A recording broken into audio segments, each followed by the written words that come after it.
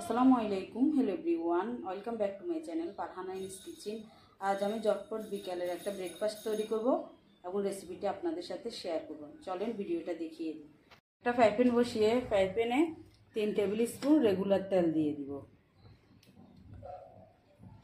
তেলগুলো গরম হওয়া পর্যন্ত অপেক্ষা করব। তেল গরম হওয়ার পর কিছু ড্রাই সবজি দিয়ে দিচ্ছি, ক্যাপসিকাম, গাজর।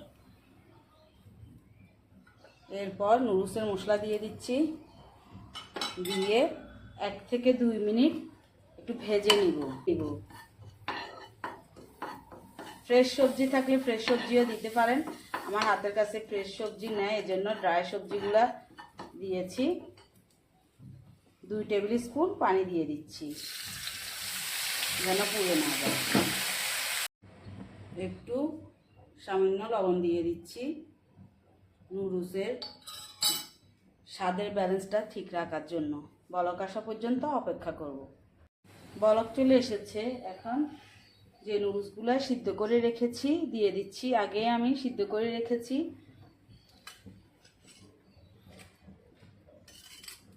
নুডলসগুলো দিয়ে 2 থেকে 3 মিনিট নাড়িয়ে চাড়িয়ে উঠিয়ে ফেলব। আস্তে আস্তে মিক্স করে নিব।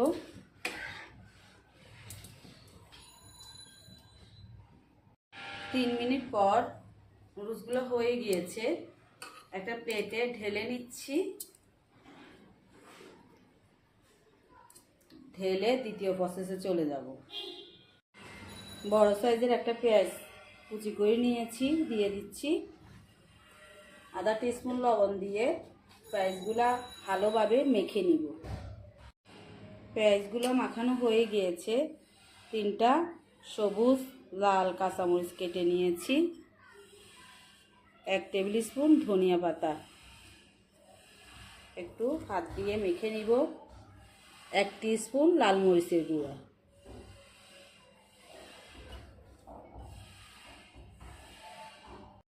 মেখে নেওয়ার পর 2টা ডিম ফেটে নিয়েছি, ফ্রিজ থেকে 1 ঘন্টা আগে নামিয়ে নিয়েছি। ডিমগুলো দিয়ে মিক্স করে নিব। চুলার পাশে চলে যাবে। আবারও ফ্রাই প্যানটা বসিয়ে দিয়েছি। 3 টেবিল স্পুন তেল দিয়ে দিব। তেলগুলো গরম হওয়া পর্যন্ত অপেক্ষা করব। 2 মিনিট পর তেলগুলো গরম হয়ে গিয়েছে। যে ডিমের মিশ্রণটা করে রেখেছি দিয়ে দিচ্ছি আস্তে আস্তে।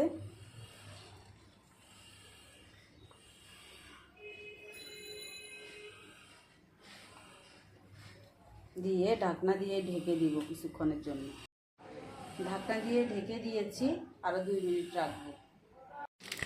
2-3 মিনিট পর ঢাকনাটা উঠিয়ে ডিমটা উঠিয়ে দিচ্ছি আস্তে আস্তে।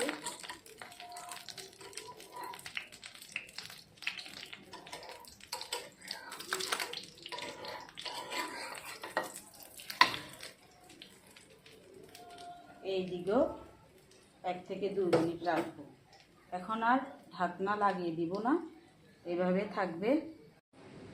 আবারও উল্টিয়ে দিচ্ছি।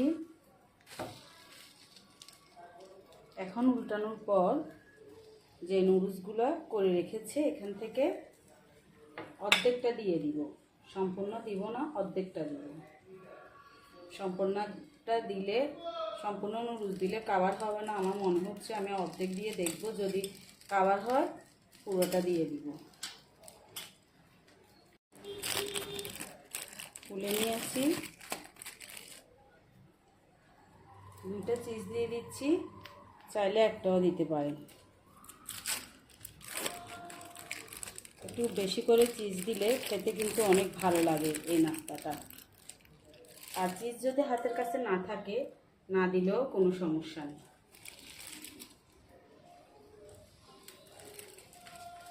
এখন ডিমটা উপর থেকে আস্তে আস্তে কভার করে দিব। এইভাবে আস্তে করে কভার করে নিচ্ছি আমি। চিজটা গলানোর জন্য 1 মিনিট ঢাকনা দিয়ে রেখে দিব। সম্পূর্ণ হয়ে গিয়েছে। এখন ফ্রাই প্যান থেকে একটা প্লেটে ঢেলে নেব, তারপর পরিবেশন করে দেখাবো।